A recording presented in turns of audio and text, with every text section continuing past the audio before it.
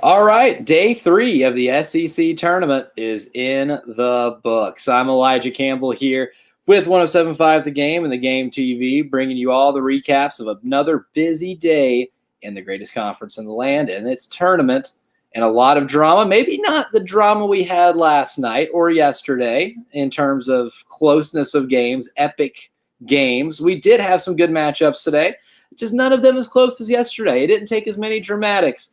And still a lot to get into, and we are set up for a semifinal Saturday. That might be chalk. It might be the 4 seeds that got double byes, but they are the best teams in this league, and we're going to have 2 fantastic showdowns tomorrow. Again, I'm Elijah Campbell, and this broadcast and all of my coverage of the SEC men's basketball tournament in Nashville brought to you by my friends at Peak Drift and Columbia Craft.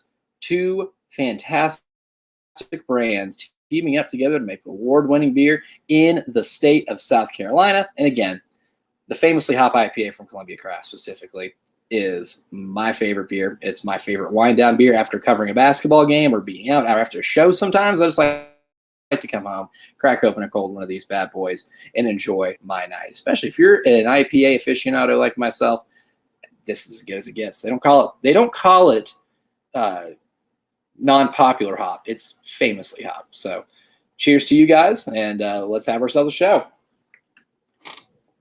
First order of business. Let's start. We'll do it in order of the games. Last night we had to mix it up a little bit because the Oklahoma-Kentucky game was so crazy. It was so crazy. It was on my mind fresh. I had to unload the clip-on thoughts, but for tonight, we'll start in the order in which games happened. Ole Miss and Auburn, the 1-versus-8 matchup. Auburn coming into this on a 2-game losing streak and not playing themselves. Auburn has been the best team in college basketball from the time we tipped off this season till about 2 weeks ago when they wrapped up the SEC regular season title when Tennessee beat Alabama. It's safe to say that they might have gone into a little bit of cruise control. They lost a game at Texas A&M where they got just bludgeoned on the boards. They lost a game against Alabama at home in which you played an arch rival who's elite offensively, and they just got torched on that side of the floor. And Auburn hasn't gotten torched defensively a ton this year, but they've been kind of back trending ever since they clinched the SEC regular season title. Not the case tonight. It was a close game, back and forth, and Ole Miss really gave Auburn a fantastic game.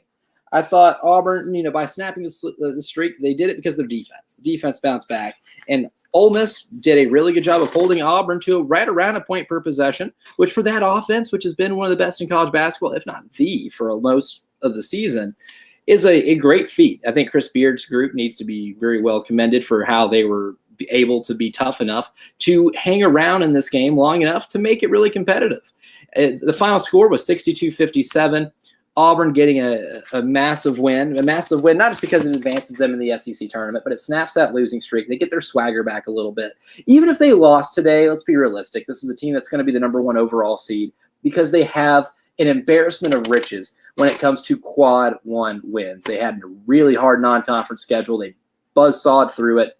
They buzzsawed through the SEC in a year in which it's the best SEC, top to bottom we have ever seen. The case for Auburn being the number 1 overall seed is pretty simple, self-explanatory, and it's what's going to happen. Even if they end up if they dropped this game today to Ole Miss, but that's not the case.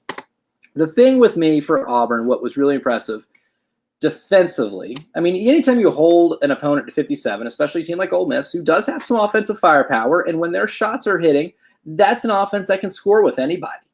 And we've seen Ole Miss be really efficient against elite defenses. At the last game of the regular season, they beat Tennessee at home and were able to be an incredibly efficient offense against a defense like Tennessee that was number 1 in defensive efficiency per KenPom. A team that I think if you just even want to have the eye test, right? Tennessee's defense smothers, and it's one of the best in the country, if not the. And Ole Miss is able to score more than enough points to win that game and do so really efficiently.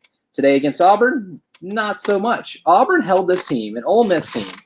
Let me go ahead and double check or make sure I don't get this stat wrong for Ole Miss.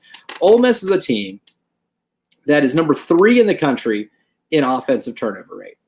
Number 3, only 12.8% of their possessions and in turnovers. And for large stretches of the season, they were number 1. I want to take you back to the Kentucky game, which is one of the wildest stats you will hear in a college basketball season, back on February 4th against Kentucky, Ole Miss had what I believe to maybe the single greatest assist-to-turnover ratio I've ever seen in my life. 24 assists, 1 turnover in the game. And that's still that game has stuck out to me for a long time. But in terms of winning the turnover battle, Ole Miss usually does it because they don't ever turn the ball over, and they force a fair amount of turnovers too. They're top 35 in that category as well. But in today's game, Auburn made sure to speed up Ole Miss. They got Ole Miss sloppy. Ole Miss was ended up turning the ball over 10 times, and they had a negative assist-to-turnover ratio. This is a team that dominates assist-turnover ratio. I just told you how elite they are at taking care of the basketball, and then they are above average, a little above average when it comes to assist rate. So losing the assist or having a negative assist-turnover ratio for Ole Miss is something that just doesn't happen a lot this year. It's a really old, mature team. Like Malik Diaz played a lot of college basketball. Sean Padula, Jalen Murray, Matt Morrell, Jamin Brakefield, all those guys are seasoned veterans that have played at least 3 years of college basketball. They take care of it. It's a really mature group. But what Ole Miss did today was force a lot of turnovers and make Ole Miss uncomfortable. Ole Miss's shot selection I didn't think was fantastic because Auburn hunkered down on defense and did what they're supposed to do. In terms of forcing turnovers, Chaney Johnson I think is the one. He's the only one that had multiple steals in the game, but Chaney Johnson is so good coming off the bench for this Auburn team. As you can recall, when Janai Broome had to miss a couple of games because of his injury that happened at Colonial Life Arena, Chaney Johnson filled in the starter spot and had 2 fantastic games. The guy is maybe the most underrated player on this team. He is one of the most important because of what he can do defensively. He can guard about 4 positions. I won't say 5. I don't think he can guard all 5. I think if you put him on an island with a point guard, he might be at a little bit of a disadvantage. But Chaney Johnson, as a defender, is very versatile. He's a really good passer, a great athlete, and at times can show a little bit of shooting stroke as well. He was 1 for 1 from 3 today. And I wasn't expecting to walk in on a Chaney Johnson 3-pointer at any point in this game, but kudos to him, had 2 steals. His defensive versatility opens up a lot for Auburn, especially if Janai Broome has to go to the bench, right?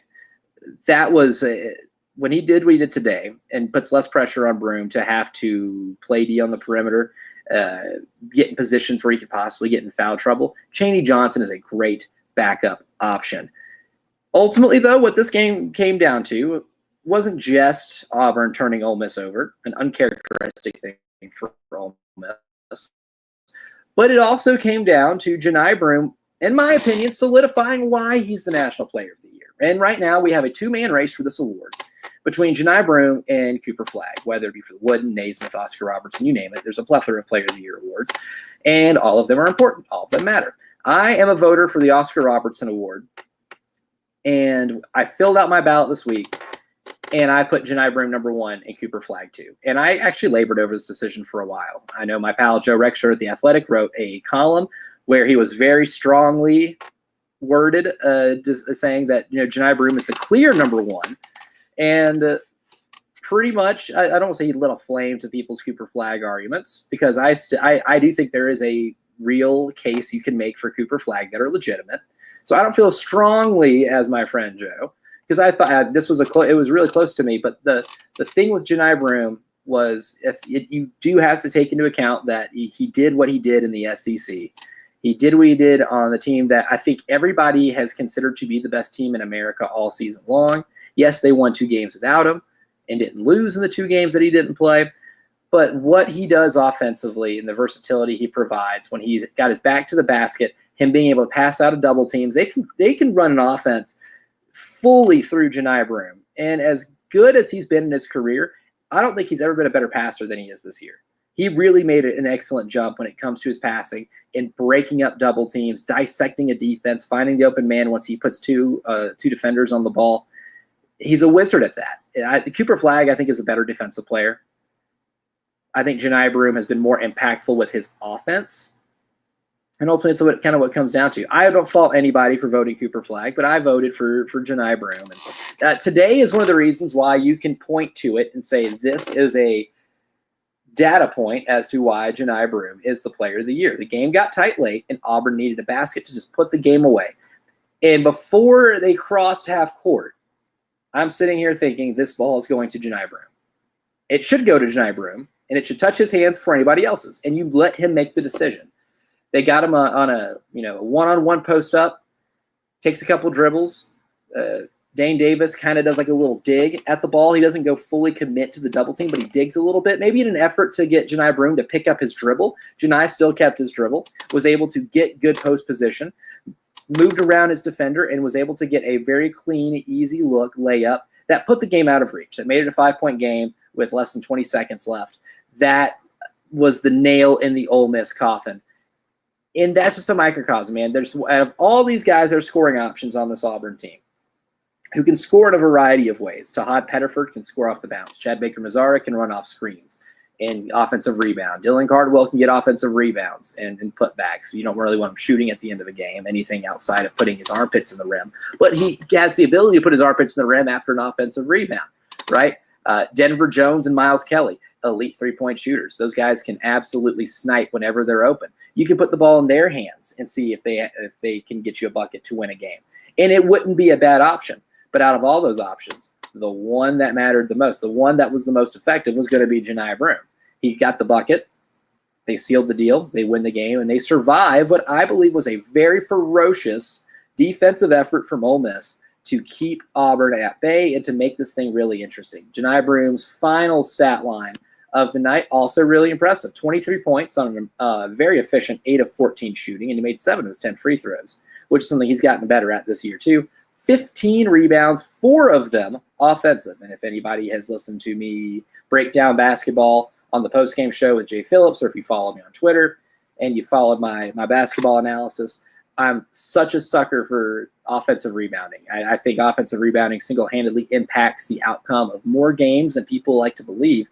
But Janai Broome grabbed 4 offensive rebounds. Those were huge. He got an assist. He did have 3 turnovers, but he did get a steal as well. Janai Broome being able to pick up this offense when they were not shooting very well from 3. Now, Auburn is an elite three-point shooting team. They only made 28% of them tonight, 6 of 21. Some of their more reliable three-point shooters had bad nights. Tahad Pettiford was 1 of 4. Miles Kelly was 1 of 6. Denver Jones was 2 of 5, and that's respectable, but they didn't have any other double-digit scorers. That's very rare for this team to not have more than 2 double-digit scorers in a game. That's just the type of ball game it was. Ole Miss did a fantastic job of at least making life a little harder on Auburn. The second game of the day, Tennessee and Texas, wasn't as dramatic as Texas and Texas A&M. Tennessee comes away with an 83-72 win. They had a slim 3-point lead at halftime, but in the second half, it really showed that Texas's legs were gone. Now, Texas was playing for their life, so I expected them to give Tennessee a really good first half because of what was on the line for Texas. I really felt like they needed to beat Tennessee to get into the NCAA tournament. I didn't think they were going to get in without 20 wins, and especially with the amount of losses they have, because this is loss number 15 for the Longhorns. I don't see them getting into the NCAA tournament. They honestly, they shouldn't. And if they do, it's more of an indictment on how bad the bubble is compared to how Texas earned it. But in the game today, we'll break down the game, and then I'll talk a little more about Texas and their chances of getting in the NCAA tournament. That's really important for us in South Carolina, because if Texas gets in the NCAA tournament, that opens up the path easily for South Carolina to receive an invitation to the NIT, and then the Gamecocks can continue playing a little more basketball this year, and then maybe try to end their season on a more positive note. But in this game, too, things got away from Texas in the second half. 6 of their 11 turnovers came in the second half, and a lot of those turnovers were kind of sloppy, lack of attention to detail stuff, and stuff that I could also attribute to fatigue. That's where it got out of hand a little bit late. Now, I don't want to say out of hand, but when Tennessee was able to create enough separation to really not get threatened by Texas for the rest of the game. 2 things for Tennessee before I get back to Texas. Chaz Lanier lights out in the first half. He finished with 19 points in the game, but if we break things down just by half, he couldn't miss. In the first half alone, Chaz Lanier had all 19 of his points in the first half. He was 8 of 11 from the field, 2 of 3 from 3. You wish almost he was a little more aggressive if you're a Tennessee fan in the second half. It's a tale of 2 halves for 2 players. Chaz Lanier running off of screens, hitting tough shots, because Texas defended really well. Now, it's not going to show up in the box score because Tennessee was incredible on offense today. And this is a Tennessee team that will sometimes just go MIA for long periods of time on that side of the floor. And it's the single sole reason for a lot of their losses. Tennessee's been their really Achilles heel for every year in the Rick Barnes era that doesn't include having Dalton Connect on the team. But in the first half, 19 points for Chaz Lanier. Zakai Ziegler only plays 9 minutes because he gets 2 fouls. I don't love that. I do feel like that is kind of fouling a player out. And out of all the coaches with various strategies on what to do with players once they get into foul trouble, the thing that I hate the most is fouling your own player out. It didn't bite him in the rear today, but one of the reasons why this game was so close at halftime was because Zakai Ziegler didn't play more than half of that half. He's that vital of a player for this team. He's the best defender in the SEC. That's why he's the 2-time SEC Defensive Player of the Year. He's an elite distributor of the basketball. In those 9 minutes, he got 3 assists. And he can, on occasion, knock down the open three-point jumper, and he can draw fouls. He's very physical once he gets into the lane, really good at drawing fouls. But no points in the first half for Ziegler. He plays the second half and then goes off for 19 of those points. Actually, just kidding. So Chaz, I read this backwards. My apologies. So correction, Chaz Lanier is the one who had 23 points. Zakai Ziegler had 19. All of 19 for Ziegler were in the second half, and he could have had more if he wasn't 6 of 11 from the free throw line. But a solid game for him, was able to get 2 steals as well. And his ball pressure, I think, really did make a massive impact on Texas down the stretch. But you got to commend Texas because you can tell they were playing for their life. Tremont Mark played really hard. He fouled out, but I thought his efforts defensively were solid. This Texas offense scored 1.14 points per possession. A solid number against the best defense in America coming into this game. Now, after Texas was able to put up a 1.14 points per possession and score 72 points, that knocked Tennessee in the KenPom defensive efficiency rating back just to 2. But, I mean, still, they woke up number 1 in the country on defense. They're going to bed as number 2 defense in the country, according to KenPom. That's an elite defense. Whether they are the best or not, up to interpretation, but it's an elite defense. And Texas was able to go 1.14 points per possession. And they also survived another game. They didn't survive because they lost, but they hung around despite Trey Johnson not shooting well. Technically 3 for 8, which is not a terrible percentage. But Tennessee made a really good job of making sure he didn't get his shots off at will. He scored 11 points, but you got some good contributions from Jordan Pope once again. And I thought he was fantastic when it came to closing the game out against Texas A&M yesterday. And then Caden Shedrick, who had 14 points as well. Those 2 were the 2 leading scorers for the Longhorns. Those 2 guys needed to step up in a big way. Shedrick especially. I've expected more out of Shedrick from a productivity standpoint this season. But 14 points, 5 of 5 from the field, 4 of 5 from the free throw line. Caden Shedrick in the last 2 games is 14 of 15 from the free throw line. And he's not a great free throw shooter. But he stepped up. That's what teams like Texas, when you're on the bubble and you're playing for your life, what you have to do is you got to be able to step up in these games. But now it's time to get to Texas as a resume. This is not a tournament resume. If it is, it's only because the bubble is bad and not because Texas is good. Texas is a good basketball team. I think me saying that they're not good is a little hyperbolic, but if you look at the body of work, it is criminally underwhelming given the amount of talent on this team. Yes, I understand the amount of quad 1 wins they have. I get that. They're 7-11 in quadrant 1. And 7 quad 1 wins, if you're on the bubble, usually is good enough to win it for you. That's usually good enough to get you into the NCAA tournament. But here's the issue. They have a losing record in quadrant 2. They're 3-4. And then if you take their records in the first 3 quadrants, so all non-quad 4 games, right, they have a losing record. They are doing the math right now. That is 12-15. The Texas Longhorns in quad 1 through 3 games, so this is not just isolated to quad 1, has a losing record. There are some teams that if you combine their quad 1 through 3 records, have winning records. Most of the bubble teams have winning records in quads 1 through 3. Texas does not. And that's a pretty damning indictment. Like, the only reason that we're talking about Texas even being a bubble team is because they've had so much opportunity. Not many teams have 18 quad 1 attempts or games. Arkansas, for instance, that is a team that also in the SEC, they've only played 15 quad 1 games this year. The SEC schedule broke a little differently for them. Oklahoma, if you want to talk about quad success and non-success, they're also 7-11. But I think Oklahoma is firmly in because of a couple things. They even though they have a quad 3 loss, they have 1 quad 3 loss, but they only have 1 quad 2 loss. You took those records in the first 3 quadrants, and you're looking at a 500 record. 13-13, right? They have 20 wins on the season. They also picked up a big win in the SEC tournament against a NCAA tournament team. You look at the average net ranking of the wins that Oklahoma has, that's sitting at 146. At Texas, or for Texas, it's sitting at 158. So they have a better quality, or I guess collection of quality wins on average. The average net losses for Oklahoma is 21. Texas, it's 28. So Oklahoma has a better collection of wins and losses and at least a 500 record when it comes to the records of quad 1 through quad 3. And then if you look at a team like Boise State, potential bid thief. I don't think the resume is as good to be able to get in right now, but they have the same average net win ranking as Texas does, 158. Just they have a significantly worse average losses because Boise State does have a quad 4 loss, and a quad 4 loss is ugly. If we're going to give Boise State the same treatment that we're giving Texas in terms of counting up and tallying the quad 1 through 3 wins, they have 13 quad 1 through 3 wins. They have 8 quad 1 through 3 losses. So you got to take into account the opportunity each team gets. Now, I do think Boise State should heavily be dinged for a quad 4 loss. That should be almost heresy for any team that gets an at-large in the NCAA tournament. But the thing with Boise State is they have a chance to play their way in as an auto bid. They advanced to the Mountain West Championship game by beating New Mexico, who was the regular season champ of the Mountain West. If Boise State wins that game and they punch their ticket to the NCAA tournament, I think that will spell serious doom for teams like Texas and North Carolina.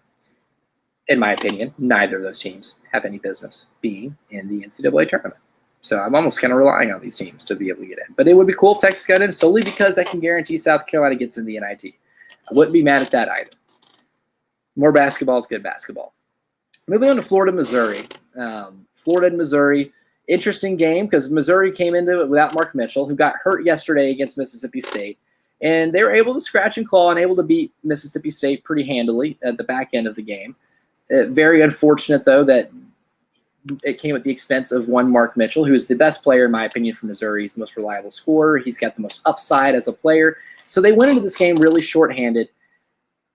And you could tell, offensively, they weren't the same. They were able to score 81 points. To their credit, they scored 81 points and were over a point per possession against an elite Florida defense. But what made the difference in this game from a defensive perspective, because, yes, Missouri went for over a point per possession. Florida went for 1.3 points per possession. And that's blistering, right? And this Florida team is just so fast. They're so much fun to watch. But they're with the lineups they had to play, because Mark Mitchell is a taller, small forward. Usually, Missouri would have a pretty solid size in the front court. Without Mark Mitchell, they resorted to having to play a lot of small ball lineups. And the small ball lineups gave Florida a little bit of trouble because Missouri was really aggressive with their ball pressure. And with that aggressiveness and the ball pressure, Walter Clayton after the game said that it sped them up a little bit. And Florida, you might be thinking, Elijah, Florida plays really fast. You talk all the time about how Florida plays a really fast brand of basketball, and that's what makes them so good. True, but there is a difference between playing fast and playing hurried. And Walter Clayton specifically today after the game said that they played hurried. Them playing hurried is why they had 16 turnovers on the night. Credit to Missouri's defense. Even without Mark Mitchell, who's a very good defender, Florida turned the ball over 16 times. Some of it with Missouri playing good defense. Todd Golden after the game said, when I asked him about those turnovers, whether or not that's a result of being hurried as opposed to playing fast and maybe finding that fine line and that balance, he mentioned a lot of it was self-inflicted stuff. There were silly turnovers. Stepping on the baseline was one of them. A lot of lack of attention to detail stuff. And sometimes whenever they would get the ball out of the basket after a made basket, they didn't space out properly. They didn't run lanes properly.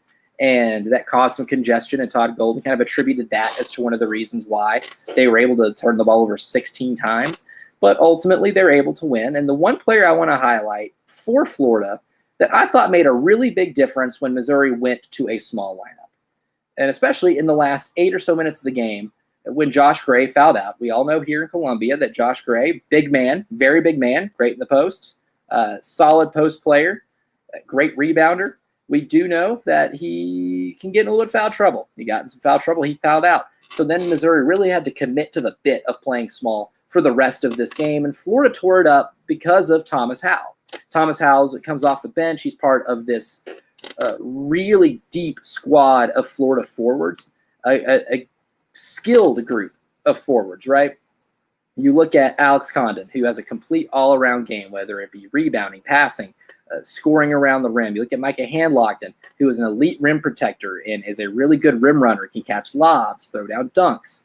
Chinyelu is one of those guys who's Ruben Chinyelu is a tough as nails forward, really gritty, great defensive player, very switchable, versatile on that side of the floor. And then you have Thomas Howell, who's a little shorter than those guys. Thomas is about 6'7", but he still plays in that forward group. And because he's a little smaller and he's a little more versatile in terms of being able to guard guards, I think out of that group, Thomas Howell is probably the one you trust most to be switched out on a guard on the perimeter. And when you're playing against a team that's playing a small lineup, that's going to happen more frequently. Oftentimes, small lineups, as opposed to just spacing you out, which is one of the reasons why you go play small, is because it can maximize your ability to space the floor a little bit when you play with more guards, guys that can shoot further away from the rim. It helps you out a little bit, and sometimes it can bring a forward out on the perimeter to have to guard your guards. Thomas Howell did a fantastic job doing that tonight. He scored 16 points, and he got to the line 12 times. This is a guy that once he got the ball down low, Florida would run a couple sets that allowed Thomas Howell to post up smaller players.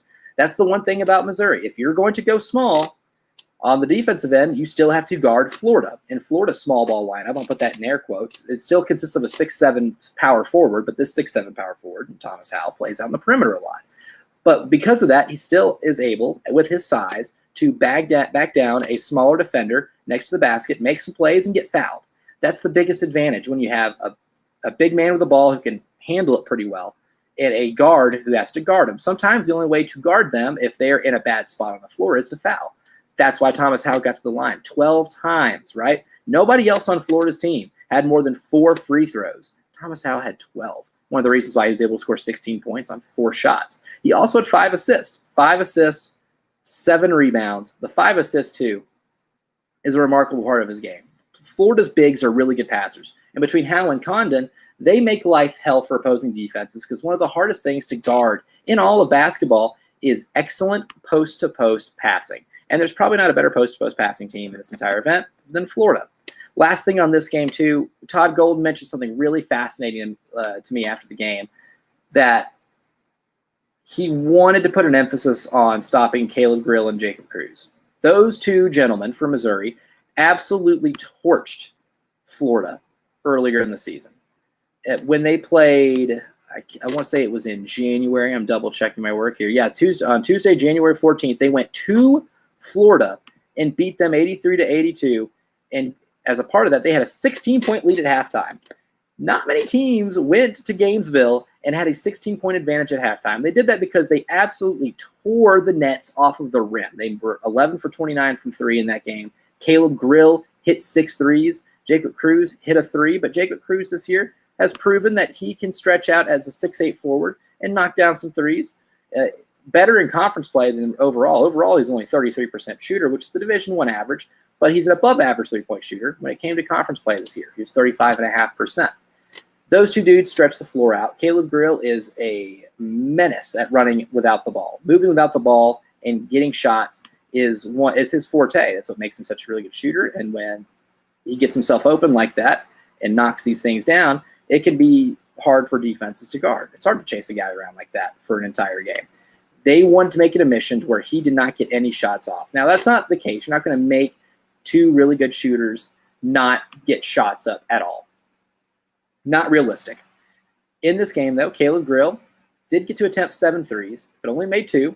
Jacob Cruz got 2 looks and missed them both. So those two combined, the two players that Todd Golden mentioned by name after the game, that they wanted to completely eliminate from the three-point line, shot a combined 2 for 9. That's good scouting. It's good scouting, and sticking to the scout and sticking to that was good enough for them to be able to come away with a 95-81 win to set up a game against Alabama tomorrow. Quickly for this Alabama game, not much to get into. This was the one I was probably the most excited for because the brand recognition. These are two. Kentucky's the most storied program in the conference. Alabama is sneakily one of the more storied programs in the SEC. They have a really good history dating back a long, long time. They've gone through some spurts of irrelevance, but obviously with Nate Oates, he took them to a Final Four last year, and this is an elite team this year, a team that I thought probably could have been the preseason number 1. way back in October, which feels like forever ago now. But this one was a blowout. This one was a real snoozer for about, say, the last 30 minutes of the game. First 10 were really competitive, but after a while, Kentucky is just too damaged. They're too hurt. This is a Kentucky team that did not have Lamont Butler, who got hurt in the game last night in that thrilling win against Oklahoma. Re-aggravated a shoulder injury, so he's not playing. Jackson Robinson, a 13-point-per-game scorer, who is a legitimate prospect to play in the NBA, out for the year.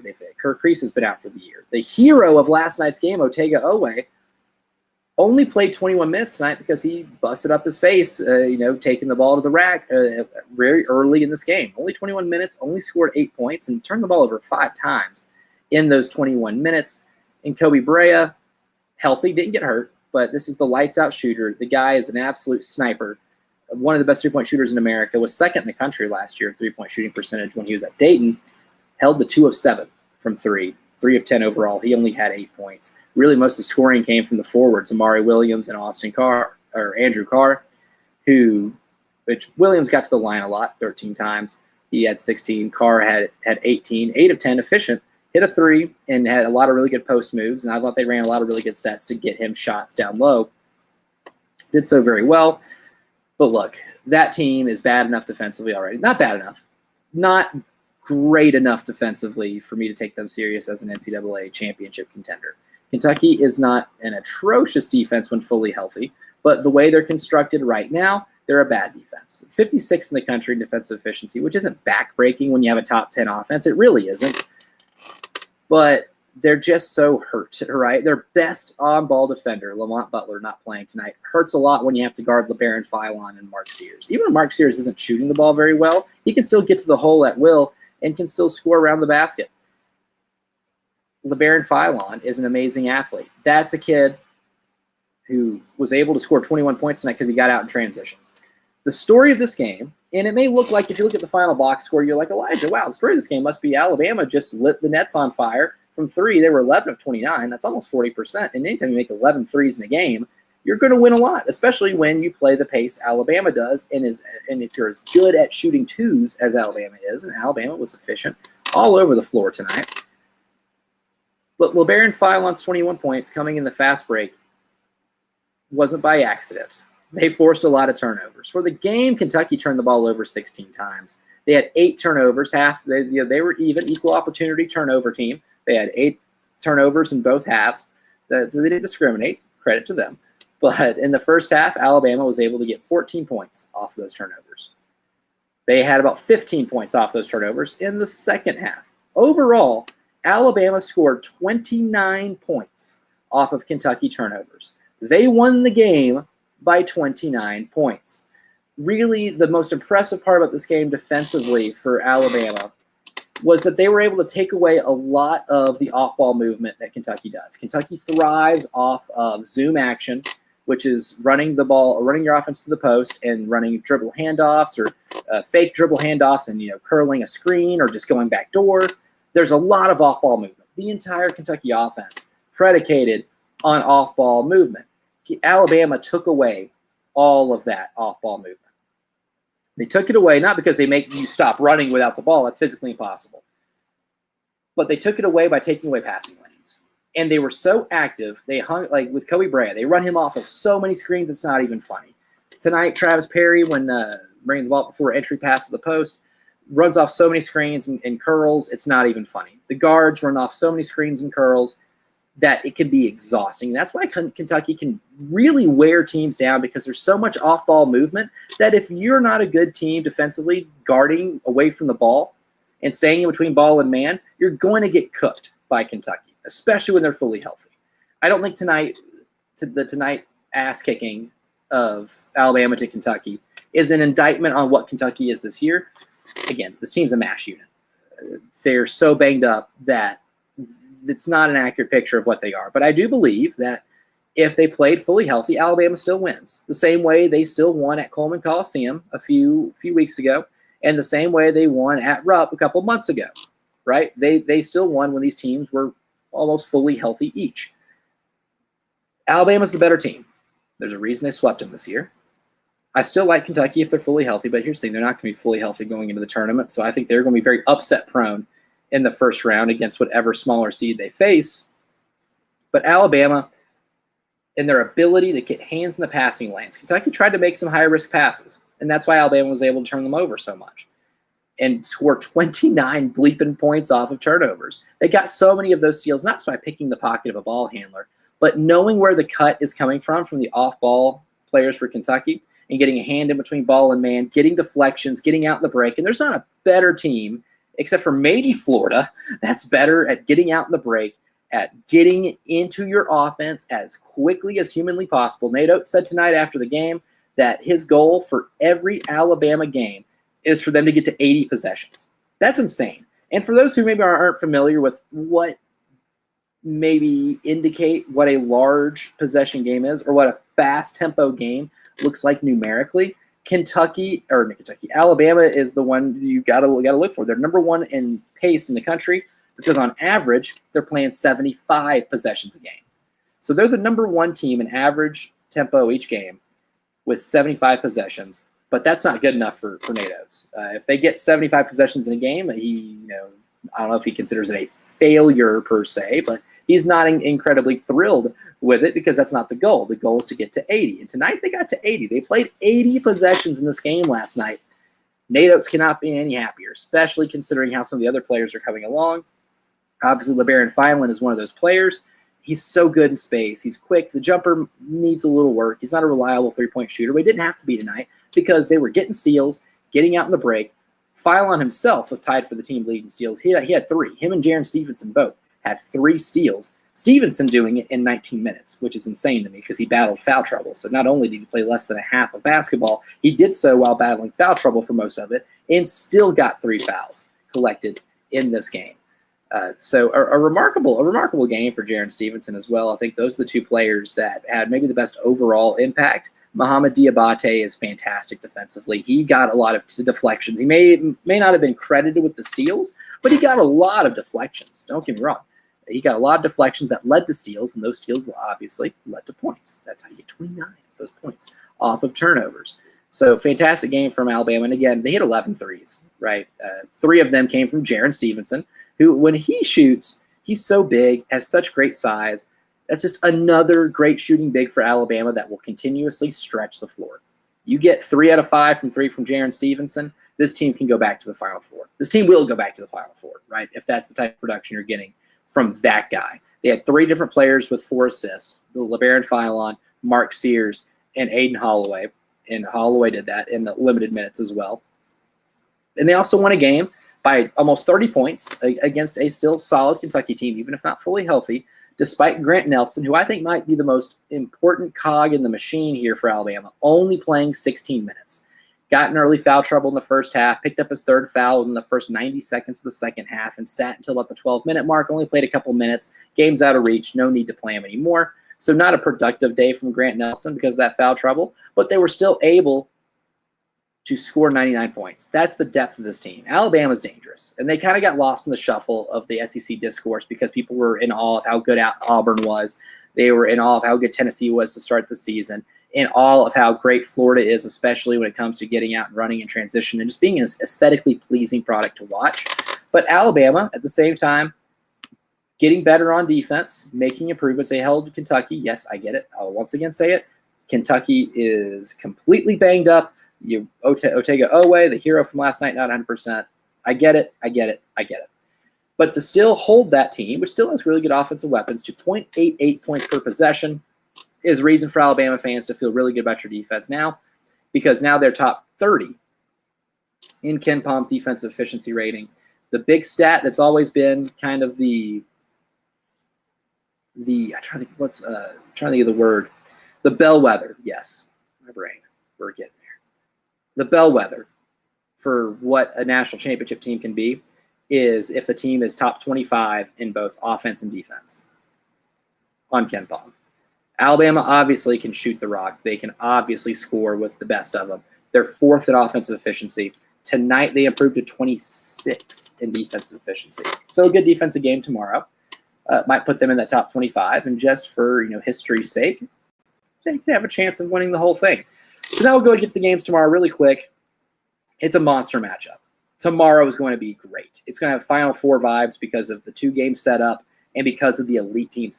We might see 3 number 1 seeds play in Bridgestone Arena tomorrow. We very well could, especially if Houston falls in the Big 12 title game, or maybe if Duke falls to Louisville in the ACC title game. We got Auburn, Tennessee. Those 2 teams played, I think it was back in late January, and Auburn won a game in the 50s. It was ugly. It was nasty. It was gritty. 2 elite defensive teams going at it, and they're scratching and clawing for buckets. And when they needed it the most, Jediah Broome was able to kick out and get a corner 3 from, I believe it was Miles Kelly, who hit the corner 3 to really seal the deal, and Auburn was able to come away with a win. But that was one of the more entertaining basketball games of the college basketball season because of how great those 2 defenses are and how hard it was to score. It wasn't that the offenses were bad. It was a great defensive game. Scoring points was at a premium because those 2 teams were just bleeping getting at it, right? Love watching that. I'm still a sucker for some good defensive basketball. So I'm excited to see that tomorrow. And I think Tennessee's got a good chance to win it because I don't know exactly what Auburn's going to be able to bring to the table in terms of rounding out. What made them such an elite team all year long was that they were great offensively and defensively. And over the last couple of games, they haven't been able to marry those 2 the way they did when they started off the season 27-2. So we'll see. We'll see what adjustments are made there. I think I'm still going to pick Auburn, though. I think I'm still going to pick Auburn. Pick Auburn to win the game. Going to be a thriller, though. Second semifinal. This, a polar opposite. I think we'll have a low-scoring game again with Auburn and Tennessee. But the second semifinal between Florida and Alabama is absolute box office because if you love points and you love a track meet, these are the 2 fastest teams in college basketball. They get into their actions quicker than anybody else. They play a ton of possessions. They've got elite forwards who are elite with their athleticism. They're great jumpers. They're great shot blockers. And they're great movers with the ball. And the guards are fast, and they will let it fly. Both these teams love shooting early in the shot clock. They love transition threes. And these are 2 teams that feed off of scoring and transition better than anybody else in the country. They played once this year. Florida went at Alabama in the not-too-distant past and came away with a pretty big win there. That was actually the last loss Alabama's had. That was on March 5th.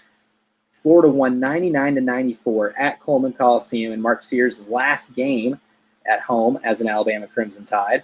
Florida scored 1.24 points per possession, Alabama 1.18. That is moving efficiently, baby. And those teams actually didn't even shoot the 3 ball very well.